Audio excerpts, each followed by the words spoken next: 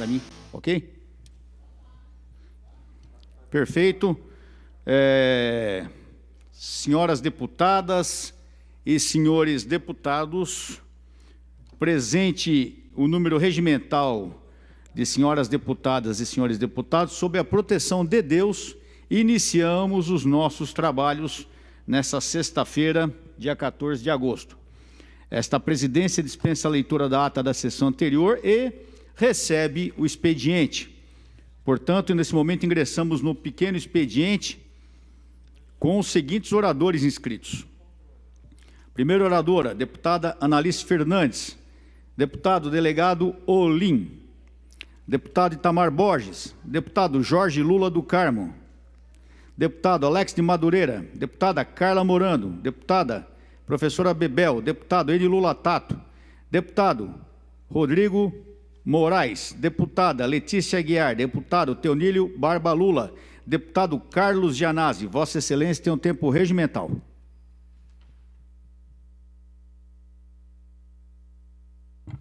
Senhor presidente, senhores deputados, senhoras deputadas, telespectador da TV Assembleia. Senhor presidente, o PL 529, que foi publicado ontem no Diário Oficial, que eu já fiz um pronunciamento dizendo que esse projeto ele é perverso, ele é nefasto e ele é sádico, porque ele ataca a prestação de serviços públicos para a população do Estado de São Paulo. Ele desmonta também o patrimônio público, inclusive autorizando a venda, né, de vários imóveis do Estado de São Paulo. Ele representa o desmonte do Estado e ataca, sobretudo, os trabalhadores e as trabalhadoras do Estado de São Paulo, de várias áreas, ao propor a extinção de autarquias, de fundações e de empresas pública, sem contar que é um projeto que ataca o IANSP, né, em várias áreas, sobretudo quando aumenta as contribuições, quando confisca salários dos servidores, aumentando a alíquota de contribuição de 2% para 3%, seguindo a mesma lógica dos planos de saúde, dos mercadores da saúde que existem hoje no Brasil. Mas eu vou falar, senhor presidente, é um projeto complexo, é um projeto que eu considero um x-tudo, porque tem de tudo, tem reforma tributária, reforma administrativa, tem securitização, até isso entrou nesse projeto, que é uma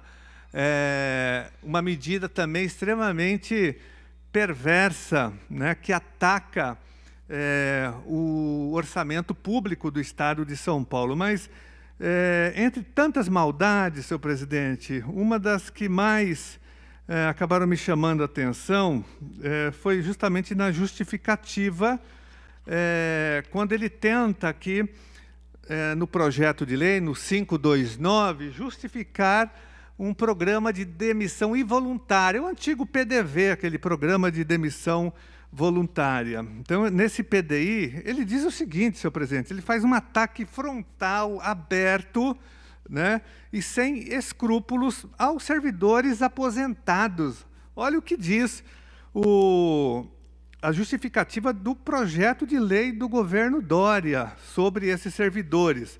Ele diz o seguinte: esses servidores já preencheram os requisitos da aposentadoria, e a maioria é aposentada pelo INSS.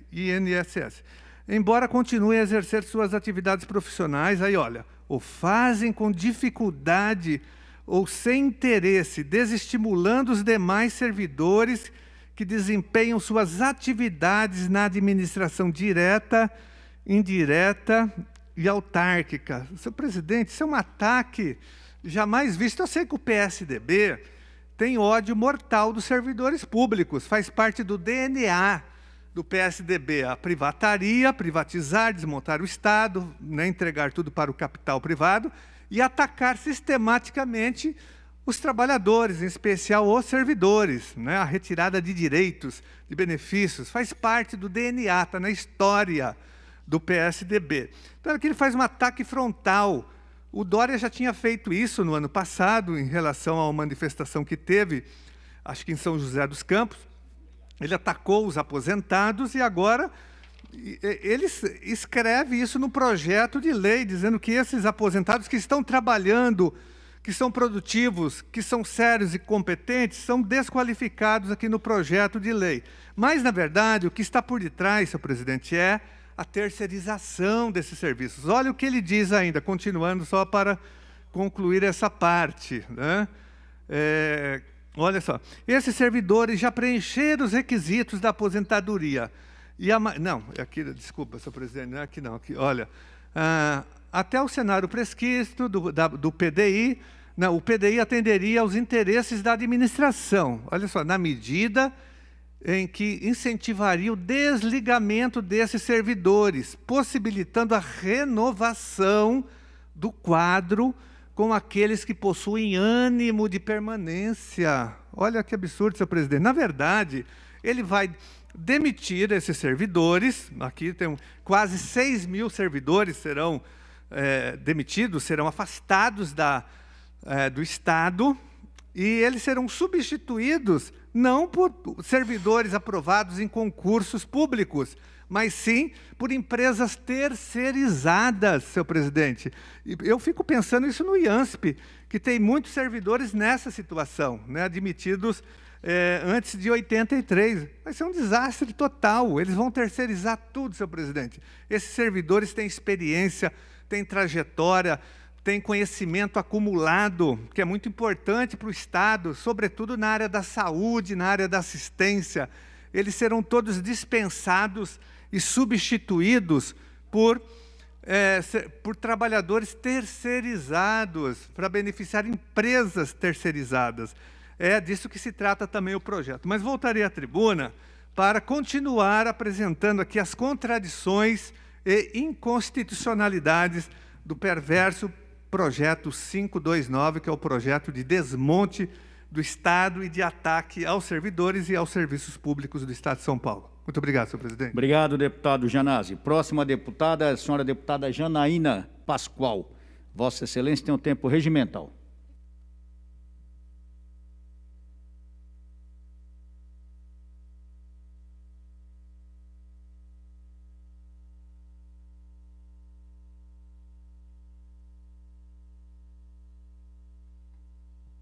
Obrigada, senhor presidente. Cumprimento Vossa Excelência, todos os colegas presentes, os funcionários da casa, as pessoas que nos acompanham. Ontem já comecei a conversar, né, com os colegas e com o público sobre esse novo projeto 529/2020 e destaquei, não só aqui no plenário, mas em redes sociais também, que entendo que o governo se equivocou ao mandar tantas matérias tão diversas num único projeto.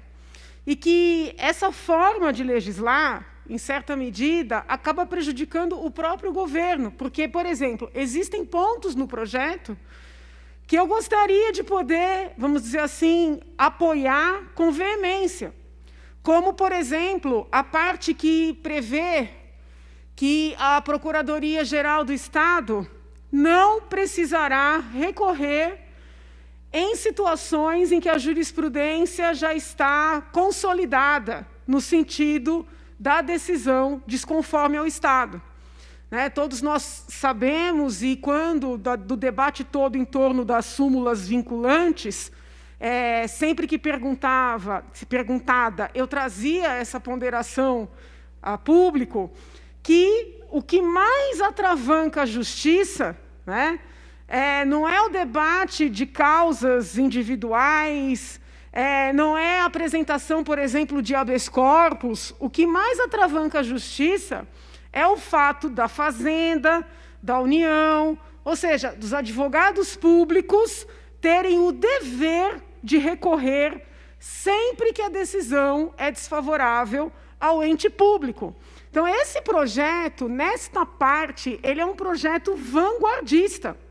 Ele é vanguarda, porque está previsto aqui que, se houver uma decisão desfavorável à Fazenda, a Procuradoria fica, obviamente, mediante justificativa, mediante demonstração da situação, desobrigada de recorrer.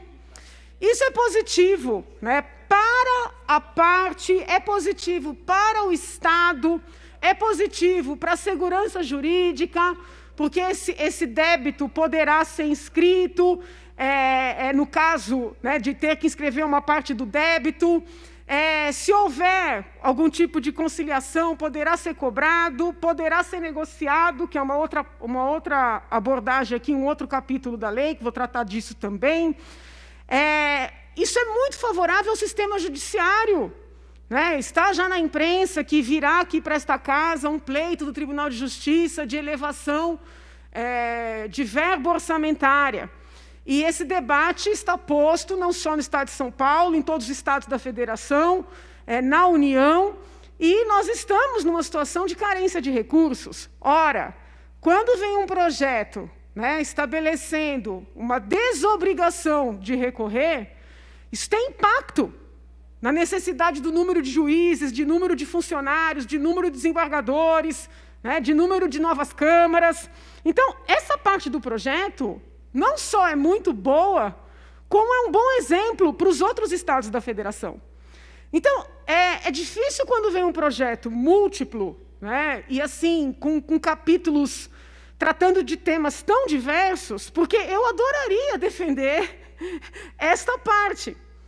Mas fico numa situação difícil, porque o projeto traz outras tantas partes, né, algumas das quais absolutamente avessas à minha concepção, ao meu pensamento, e outras, né, pouco claras. Então, seria muito importante que o governo, né, refletisse se realmente, até conversei sobre isso com o líder do governo ontem, falei, deputado Carlão, eu entendo que foi um equívoco. Ele deu a posição dele, que provavelmente é a posição do governo também, dizendo que não, que se fossem 10 projetos, seriam 10 vezes, né, o tempo de debate. Eu não sei, talvez houvesse mais chance de sucesso. Então, fica aqui, né, essa avaliação sobre uma parte boa do projeto e o quanto que nós ficamos com mãos atadas para defender esta parte boa, né, em virtude de tantos temas diversos. Eu vi que meu tempo já extrapolou aqui, eu vou me inscrever novamente, porque eu tenho alguns questionamentos muito objetivos para fazer com relação ao projeto. Vou fazê-los em público, porque aí dá chance dos colegas refletirem sobre os pontos que estão me intrigando e do governo também nos esclarecer o mais rapidamente possível, dado que o prazo para emendas é terça-feira. Obrigada, senhor presidente. Seguindo a lista de oradores inscritos, queremos chamar o deputado Luiz Fernando da Silva, deputada Marina Elou, deputado Coronel Telhada, tem um tempo regulamentar para seu pronunciamento nessa sessão.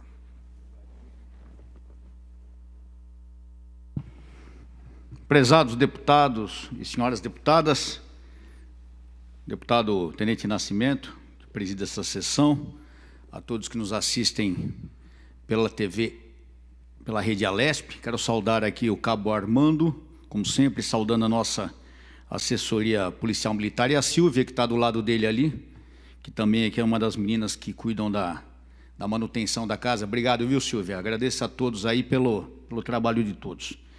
Começando a minha saudação hoje, sempre com o aniversariante do município que faz aniversário. Nesse dia 14 de novembro, nós temos o município de Apiaí, próximo a Itapeva. Apiaí está completando hoje 249 anos, pois a data de fundação é 14 de agosto de 1771. Então, um abraço a todos, amigos e amigas de Apiaí. Parabéns por essa data, sucesso nas missões que tem desempenhado. Hoje, dia 14 de agosto, também é um dia importante na medicina, é o dia do cardiologista, uma profissão tão importante que cuida da vida do ser humano. E também, o dia 14 de agosto é um dia importante para o planeta Terra, porque é um dia do combate à poluição. Quem gosta de trabalhar com o meio ambiente, como é o nosso caso, né, cuidar do meio ambiente, cuidar da vida, o combate à poluição é uma parte importante também no nosso dia a dia. Infelizmente, trazendo uma má notícia, o falecimento do subtenente Ivan Lorival Cardoso. O subtenente Ivan Lorival Cardoso, ele trabalhava na 2ª Companhia do 22 Batalhão metropolitano, batalhão de polícia militar metropolitana, aqui na zona sul de São Paulo, e faleceu vítima do Covid-19. O subtenente Ivan, eu não lembrava do nome, mas pela foto eu reconheci. Ele trabalhou comigo, o subtenente Ivan, muitos anos atrás, quando eu era capitão ainda, e fiquei muito triste não só pelo fato de conhecê-lo, mas pelo fato de perder mais um irmão policial militar no Covid, nessa luta tão triste, tão inglória.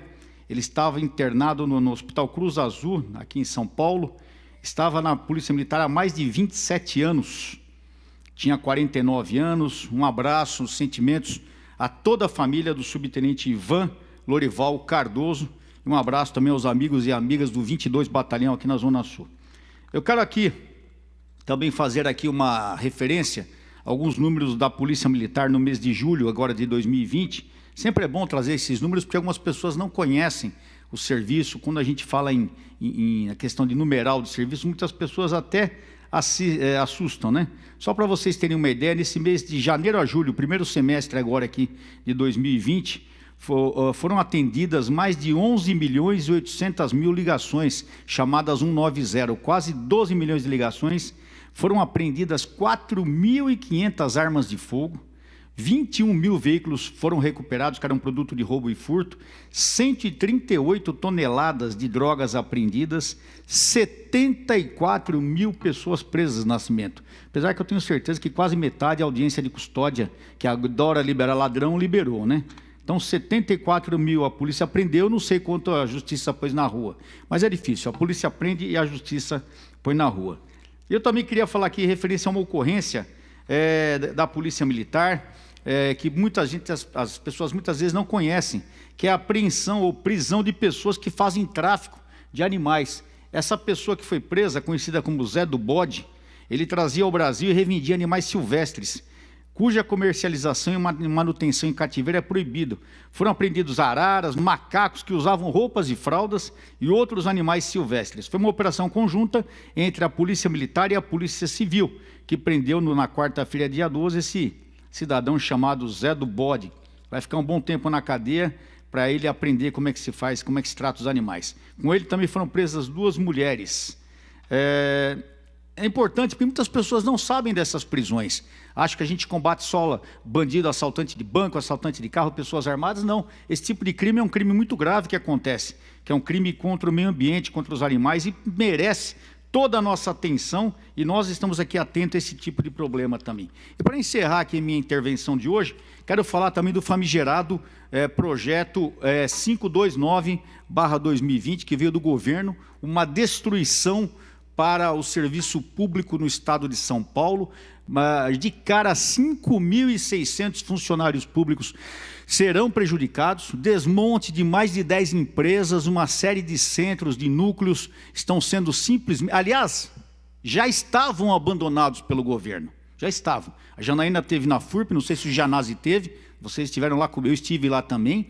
A FURP está há mais de 20 anos abandonada, só para fechar, Nascimento, não há nenhum tipo de investimento na FURP, um local imenso, maravilhoso. Para vocês terem ideia, não sei se tem essa notícia, eu tenho, foi me passada no local, mais de 5 grandes laboratórios internacionais já estiveram no local. Ou seja, isso vem sendo armado há muito tempo pelo nosso governador. Já estiveram no local, conhecendo o local para comprar aquele local. Porque a intenção do governo desmontar essas empresas, a FURP, MTU, o que mais? Oncocentro, enfim, uma série de absurdos. É justamente para passar para a iniciativa privada, para ganhar dinheiro. Então, gente, não pensem vocês que de repente não. Já vieram grandes 5 laboratórios conhecer a FURP, que é uma área imensa, um material de primeira qualidade, não produz mais porque o Estado... Ontem eu vi uma reportagem do pessoal reclamando que o governo federal não estava mandando remédio para São Paulo. Não sei se vocês viram isso. E nós temos condições de fabricar aqui. Não fabricamos, sabe por quê? Porque o governo não investe. Por quê? Porque ele quer justamente desmontar essas empresas para vender. Se os governos passados falharam e não mantiveram a empresa em condições, o governo tinha a obrigação de retomar essa empresa e fazer ela produzir da maneira total que ela é capaz. Ela tem uma capacidade de produção incrível. Então é vergonhoso esse projeto que está chegando. Nós vamos trabalhar contra esse projeto. Para ele ser aprovado, ele vai precisar melhorar muito, entendeu? Querendo aumentar a alíquota dos funcionários lá na situação do IANSP. O funcionário já está ganhando mal, está perdendo uma série de vantagens. Aumento não se fala há muito tempo e agora quer aumentar a alíquota. Quer dizer, o governo gastou milhões, bilhões durante a pandemia em situações suspeitas. Eu já fiz várias denúncias aqui, colocamos no papel, inclusive, para o Ministério Público. E agora quer descontar em cima do pessoal do IANSP? É vergonhoso. Não contem comigo nisso aí. Trabalharei contra e trabalharei forte. Muito obrigado, senhor presidente. Seguindo a lista de oradores inscritos, deputado Carlos César.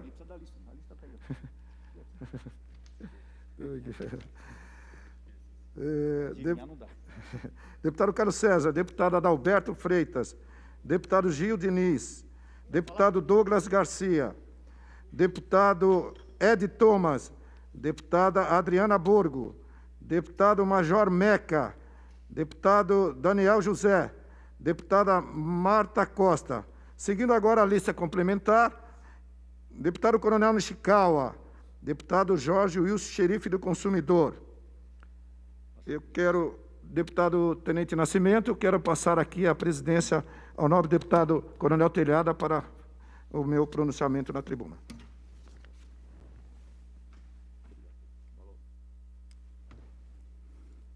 Convido o Tenente Nascimento para fazer uso da palavra.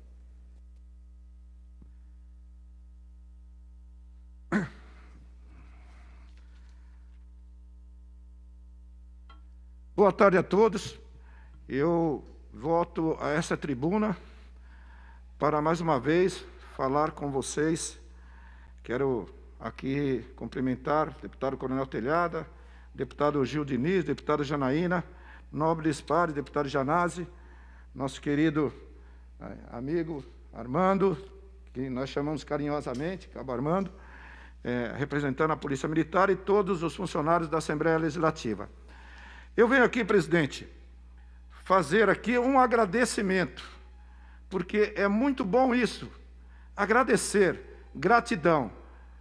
E a gratidão que eu faço nessa tarde é ao nosso querido presidente Jair Messias Bolsonaro, do qual se dispôs em um momento importante para a nossa querida Polícia Militar, deixando seus afazeres e visitando o nosso Hospital Cruz Azul, e uma visita específica à viúva do nosso querido herói que tombou antes dos Dias de Paz, o soldado Vitor. O Samuel Vitor tombou antes do Dia dos Pais e 3 dias depois teve a felicidade da sua esposa do nascimento do seu filho. Essa visita ao nosso Hospital Cruz Azul, do qual eu tenho 2 filhos que lá nasceram e os 3 foram criados dentro do Hospital Cruz Azul, uma importante instituição do qual tem prestado um serviço importante à família policial militar e aos nossos policiais militares que têm acompanhado aí através do convênio. Eu quero dizer a vocês, quero dizer ao senhor presidente, nós estamos aqui realmente atuando firmemente para que esse hospital, para que essa instituição continue firme atendendo a família policial militar. Eu quero aqui, na sequência, que apresente um vídeo das nossas ações junto ao Hospital Cruz Azul, para que atende bem, para que venha atender, continuar atendendo bem a família policial militar. E, como disse mais uma vez, a nossa gratidão ao senhor, nosso presidente Jair Messias Bolsonaro. Pode rodar o vídeo, por favor. O presidente da República, Jair Bolsonaro, visitou nesta quarta-feira, dia 12 de agosto, a viúva e o filho recém-nascido do policial militar Victor Rodrigues, nosso irmão de farda, que foi morto durante uma abordagem a um falso policial civil na zona oeste de São Paulo. O encontro ocorreu no Hospital Cruz Azul.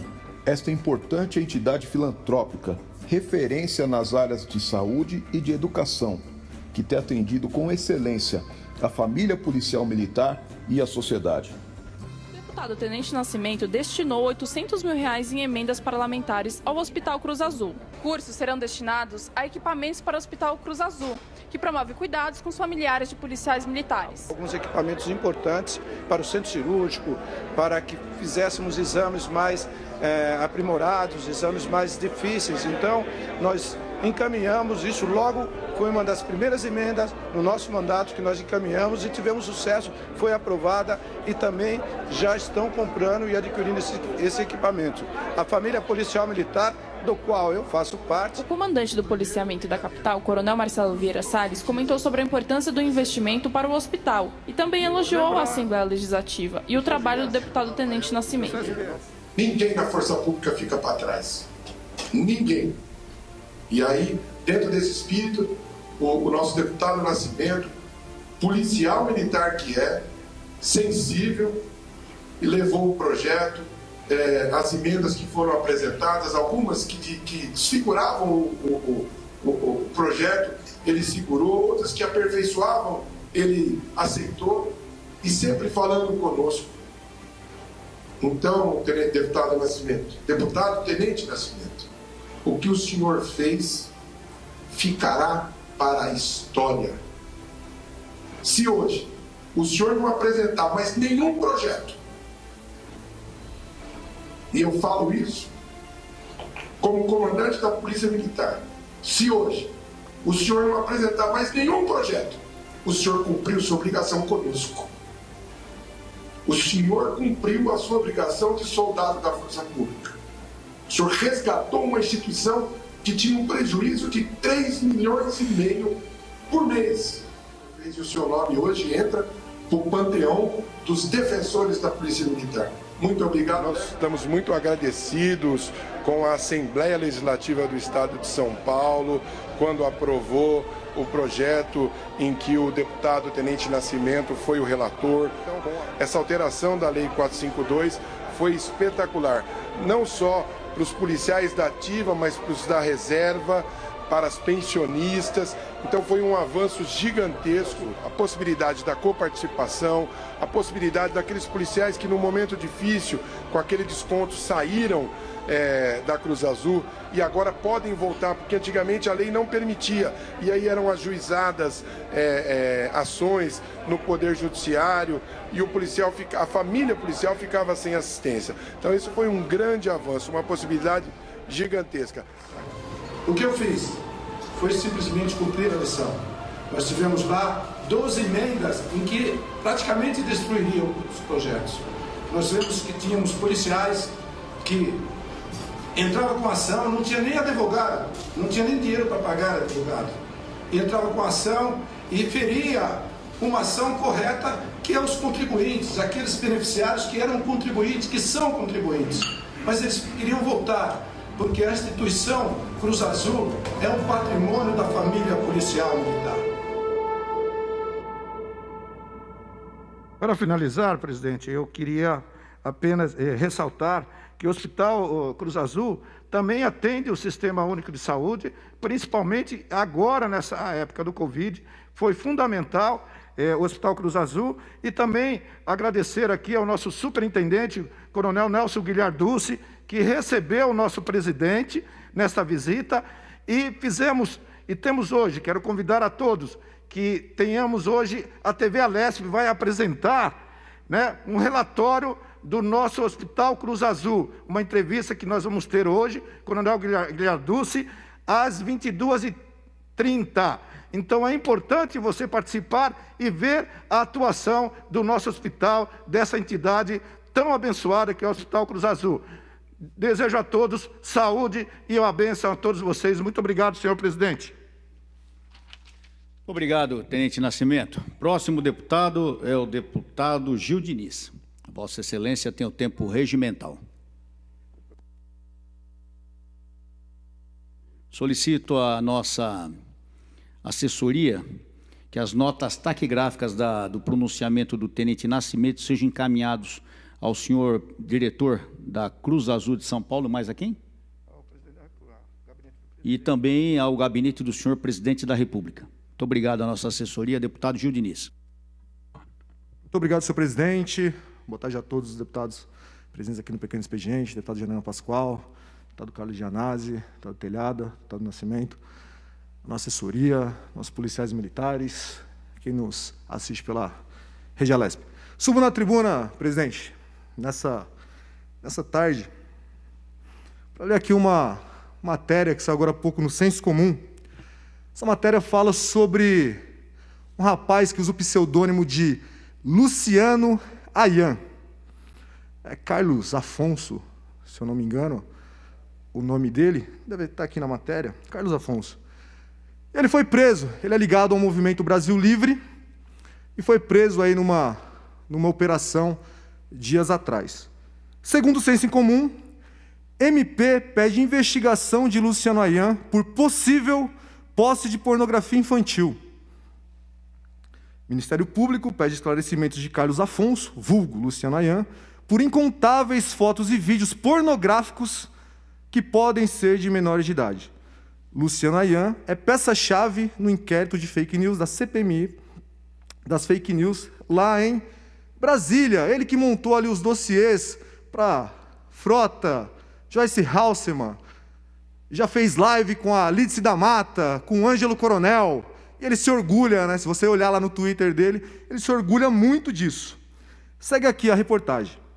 Ancorado no sigilo de fonte garantido pela Constituição Federal e também escorados por matérias jornalísticas recentes, como a capa da revista Veja, às vésperas das eleições, que contém fotos de um processo em segredo de justiça contra Jair Bolsonaro, além da reportagem Greenwood, do Intercept, naquilo que foi chamado de Vaza Jato, quando mensagens privadas de terceiros foram divulgadas sem autorização pelo site. E continua aqui. Carlos Augusto de Moraes Afonso, alcunha de Luciano Ayan, foi preso no âmbito do procedimento investigativo criminal 3119, durante a deflagração da Operação Júnior Moneta, que realizou buscas e apreensões em 6 endereços, incluindo a sede do MBL, Movimento Brasil Livre, e na residência de outro membro do MBL, Alessander Mônaco Ferreira, por suspeita de lavagem de dinheiro. Consta do referido requerimento que nas buscas e apreensões realizadas na residência de Carlos Afonso, Luciano Ayan, autuadas digitalmente sobre o número, e tem um número aqui extenso, foram encontradas mídias entre CDs, celulares e computadores que, após analisadas, continham pornografia e cenas de sexo explícito, ao que parece, podendo envolver crianças e adolescentes. A reportagem do Senso Comum coloca aqui um documento do Ministério Público, fonte primária. Vejam vocês o tipo de pessoa que vem nos acusando, deputado Telhada, que vem montando aí, ajudando a CPMI da fake news no Congresso Nacional, Frota, Joyce e tudo mais, que está próximo do Movimento Brasil Livre, que já palestrou, já fez lives, já fez de tudo com o movimento. Agora, o movimento tenta se separar um pouquinho dele por esse tipo de coisa, por esse tipo de material encontrado na casa dele. Eu espero que a nossa Polícia Civil investigue, que o Ministério Público investigue e deixar claro aqui que nós abominamos a pedofilia. Nós abominamos quem abusa de criança, de adolescente, mas a gente vai esperar aqui essa investigação, tudo aponta que sim, que eram menores de idade ali naquelas mídias. Então, esse cidadão que adorava ali printar seus opositores, né? Ele tinha fetiche por isso, ele passava o dia inteiro printando. Telhada, deputado Telhada, a gente fazia um post criticando o governador. Ele printava e arquivava. E se orgulhava disso o dia inteiro. Só que parece que ele tinha outras atividades aí nas redes sociais, na internet, na Deep Web. E eu espero que o Ministério Público tenha aí uma investigação profunda para saber se era só o Carlos Afonso, vulgo Luciano Ayan, que tinha esse tipo de material em suas mídias, ou se outras pessoas ligadas a ele também compartilhavam, distribuíam, dividiam esse conteúdo que nós abominamos. Abominamos. Nem vagabundo, nem cadeiro aceita isso, aceita abuso sexual, principalmente contra crianças. Muito obrigado, senhor presidente. Muito obrigado, deputado Gil Diniz. É verdade, um dia as máscaras caem, né? E graças a Deus não existe coisa melhor que um dia após o outro. Próximo deputado é o deputado Carlos Gianazzi.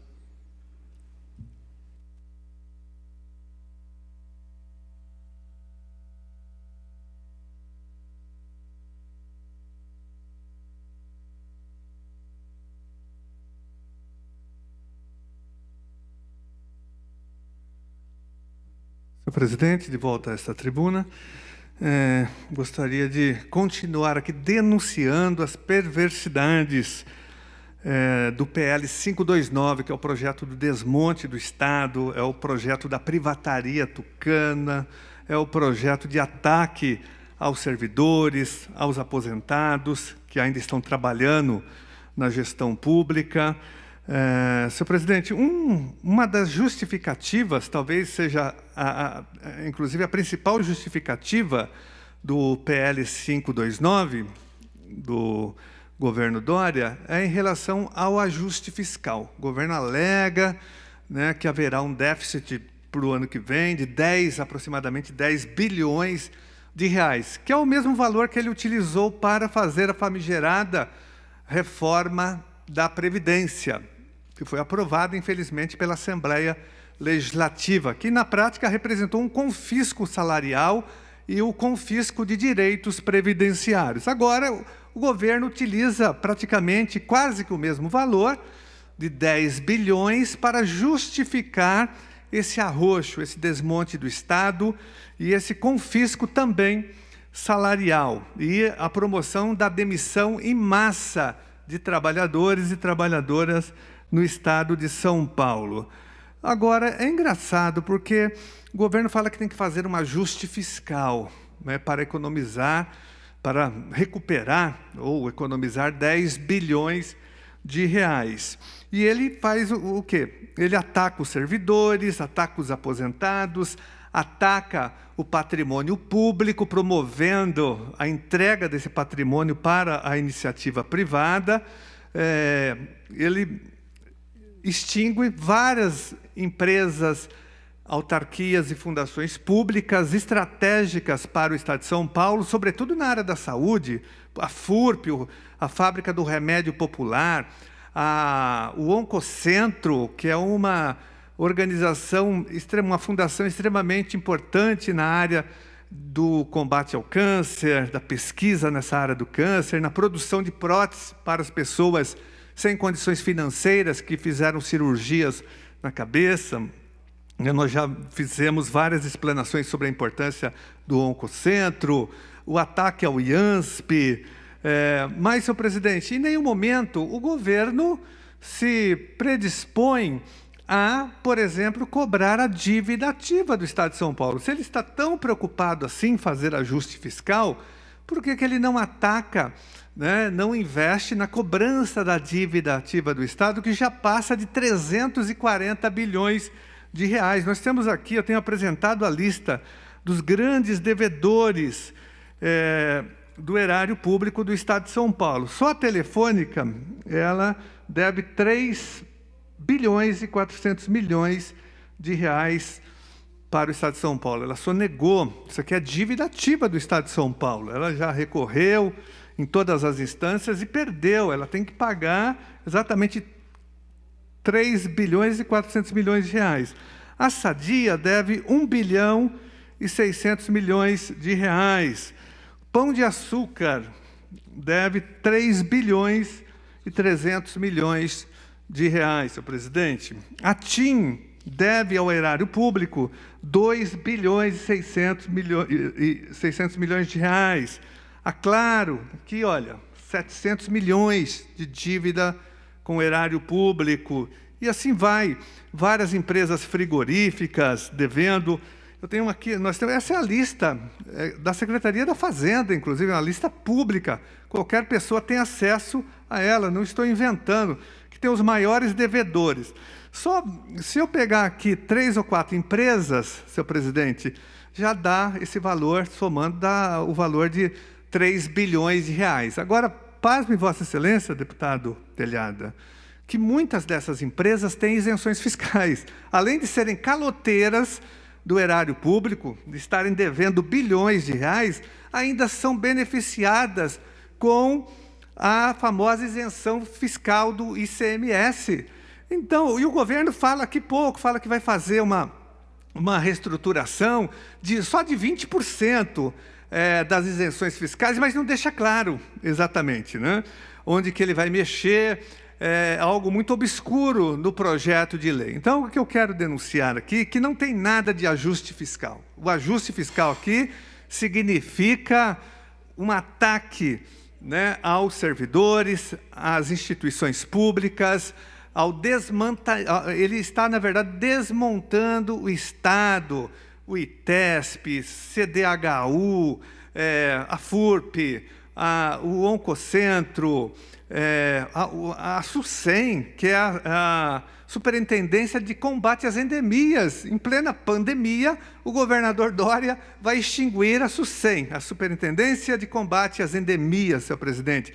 Ele ataca fundações ligadas à área da saúde.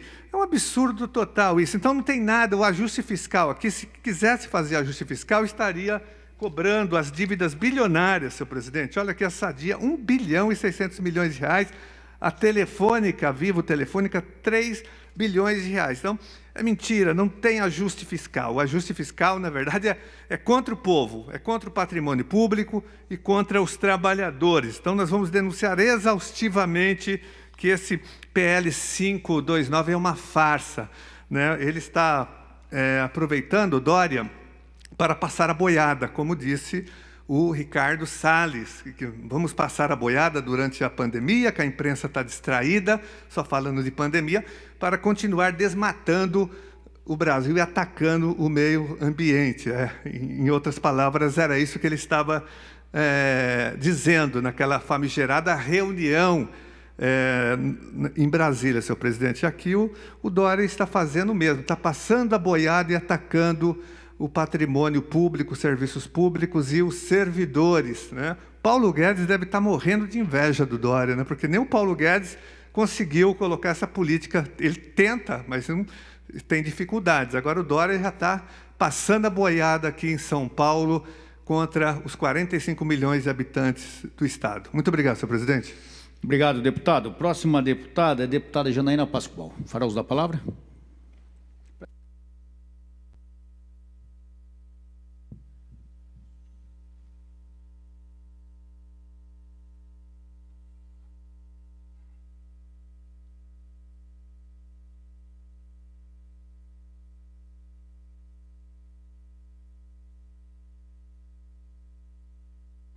Muito obrigada, senhor presidente. Reitero o que disse ontem, publiquei hoje. Hoje mesmo vou apresentar uma emenda, na verdade 2 emendas, ao projeto 529, retirando do rol de empresas a FURP e o Oncocentro. Não tem sentido tratar essas empresas como se fossem outras quaisquer.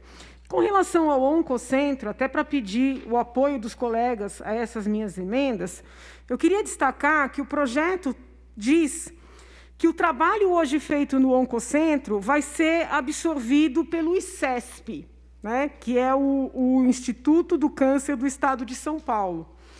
Eu estou tentando apurar isso, seja pelo site do ICESP ou mesmo um contato telefônico, ainda não tenho essa resposta. Se o governo puder passar isso para os deputados, entendo que vai ajudar muito. Mas eu quero saber se o ICESP faz um trabalho de próteses equivalente ao trabalho do Oncocentro. Alguns colegas visitaram o Oncocentro e é extremamente tocante, porque os pacientes do Oncocentro são pessoas que foram acometidas de câncer facial E o Oncocentro tem um trabalho muito assim, artesanal, né? E o artesanal aqui eu utilizo como um elogio, não como uma crítica.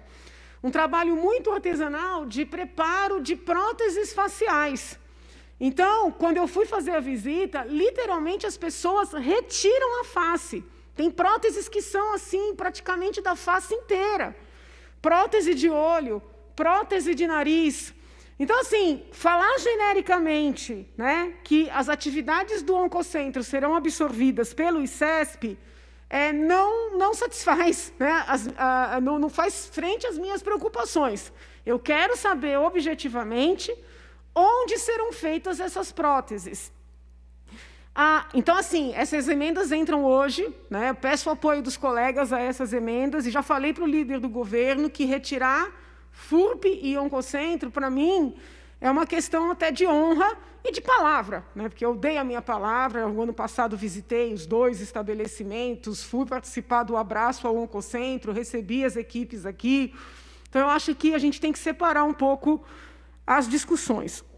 Um outro ponto que está me intrigando, e aí não é bem divergência, é preocupação mesmo, porque o projeto extingue o IMESC, que é o Instituto de Medicina Social e de Criminologia, né, dizendo que vai passar a Secretaria de Segurança Pública e órgãos vinculados. Então, para quem é da área penal, porque, assim, quem não trabalha na área penal, olha isso aqui e acha que é uma empresa como outra qualquer. Mas quem é da área penal sabe a importância que tem as perícias, né?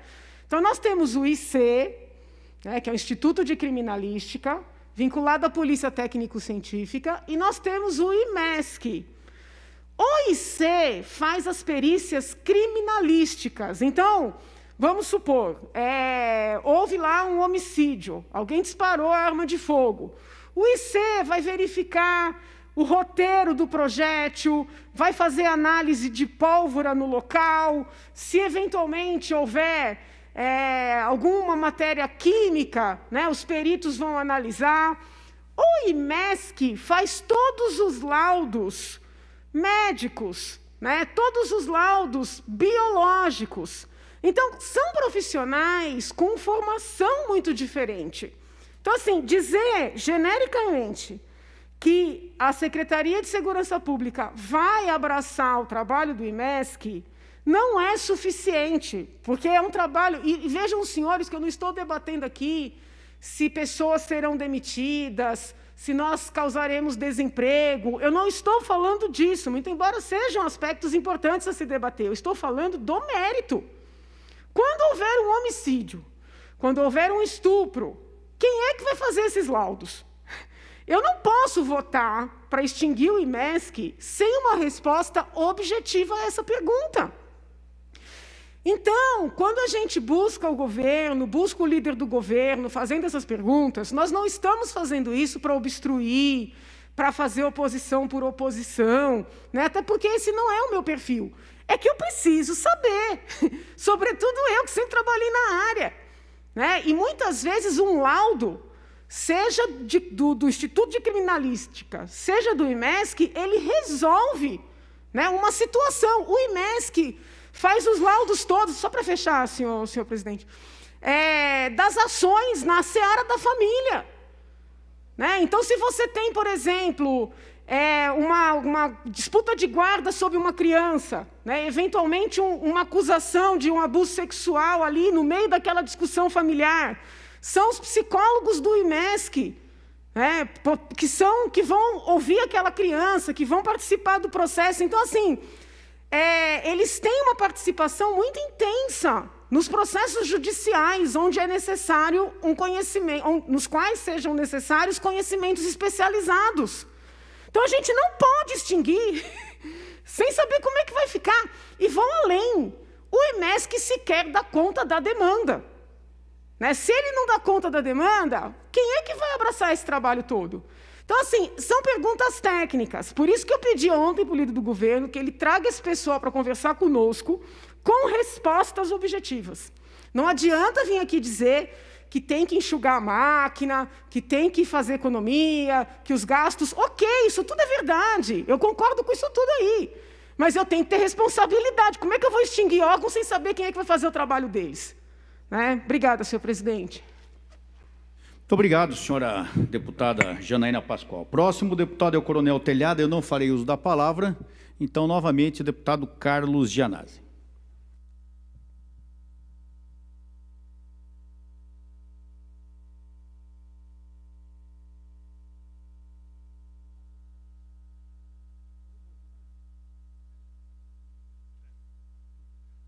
Presidente, senhores deputados, senhoras deputadas, estou aqui perplexo com essa notícia de que a ARCEP, que é a Associação Roquete Pinto, por falta de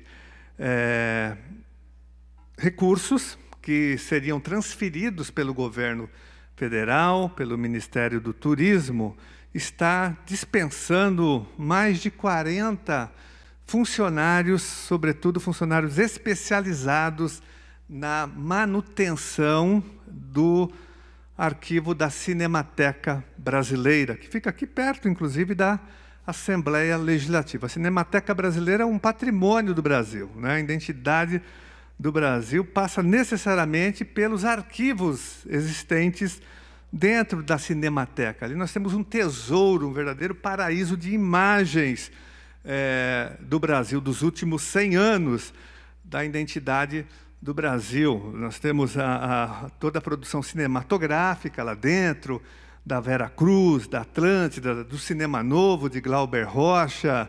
Nós temos imagens das posses de vários presidentes da República, da Copa do Mundo. Então, tem imagens cinematográficas e também do audiovisual brasileiro. Repito, é um verdadeiro santuário, uma instituição que é muito utilizada para pesquisa e, no entanto, o governo federal abandonou a Cinemateca.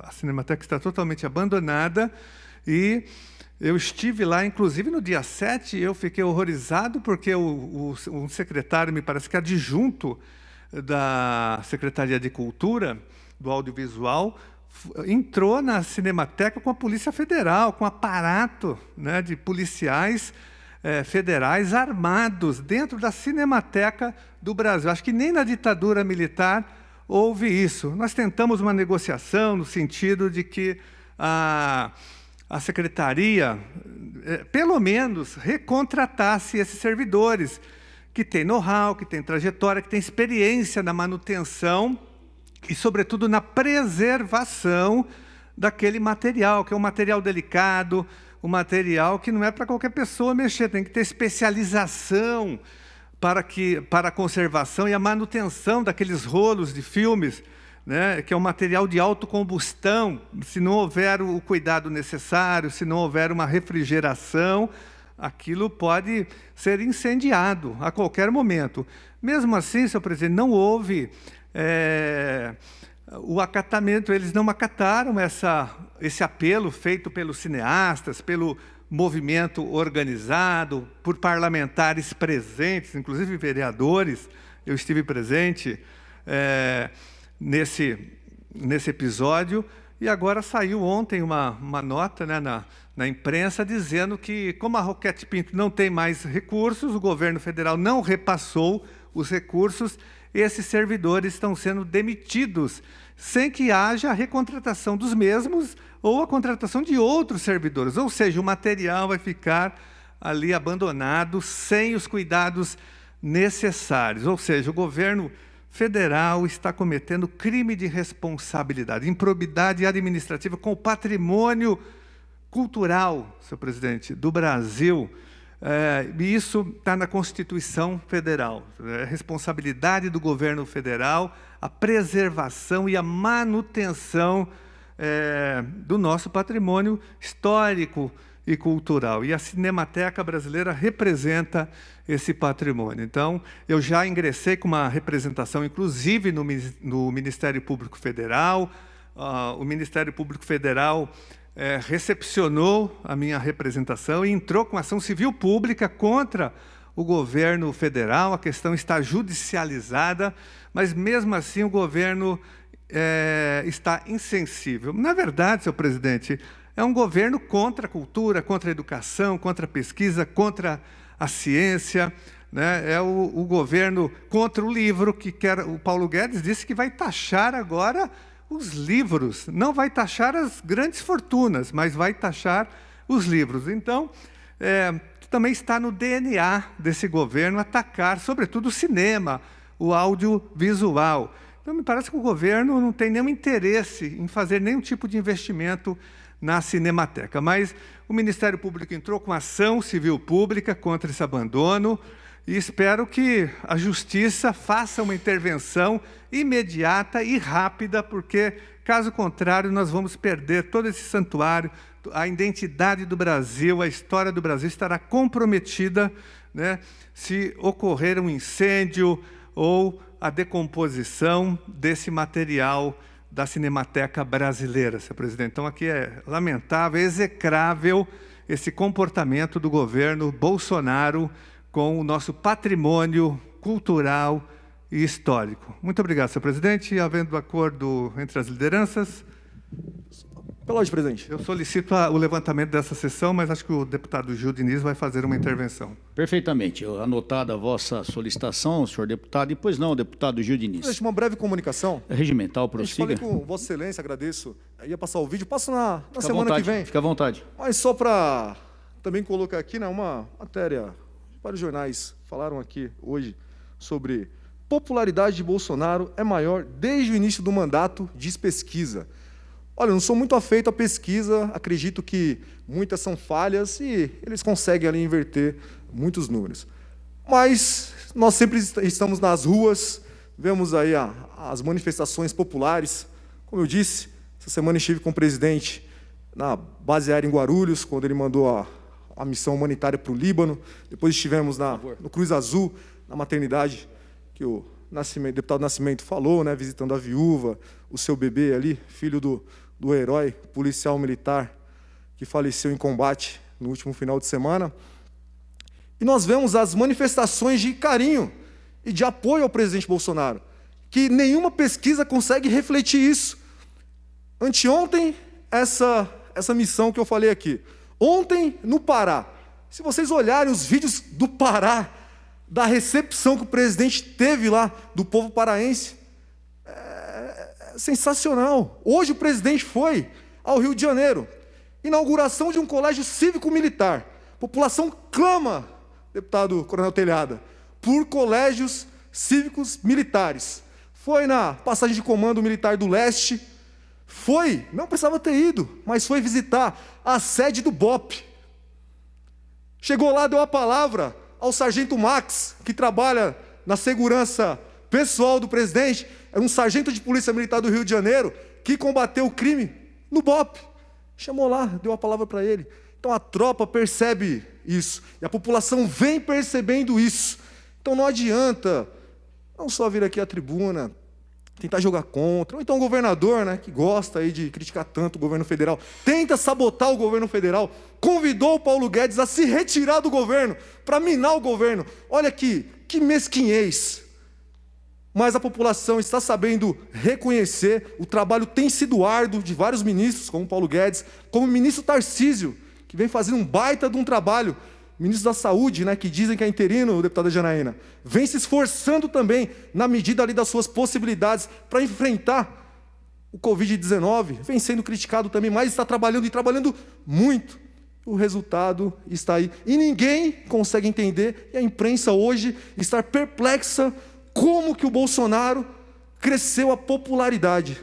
Nós sabemos, é trabalho, muito trabalho, e vamos continuar trabalhando, porque o povo brasileiro merece o nosso suor. Muito obrigado, senhor presidente. Muito obrigado, deputado. É trabalho e honestidade, né? Não é só trabalho também, né? E as atitudes do deputado, ou melhor, do governador, do presidente Bolsonaro, essas atitudes aí de apoio à segurança, de apoio à população, nos fazem ter mais vergonha ainda das atitudes do governador Dória, que justamente está contra tudo o que nós pensamos e valorizamos, né? Infelizmente, como eu disse, o governador Dória se mostrou um mentiroso, não só quando falou que apoiava o Bolsonaro, como falou que ia apoiar a polícia militar e a polícia em geral. É vergonhoso. Mas vamos lá. Senhoras deputadas e senhores deputados, havendo acordo de lideranças, esta presidência, antes de dar por levantados os trabalhos, convoca vossas excelências para a sessão ordinária de segunda-feira, hora regimental, sem ordem do dia. Muito obrigado a todos pelos trabalhos nessa semana. Obrigado pela vitória contra a tentativa de retornarmos ao método online, o que atrapalharia mais ainda essa casa. Um bom final de semana a todos. Está levantada a sessão.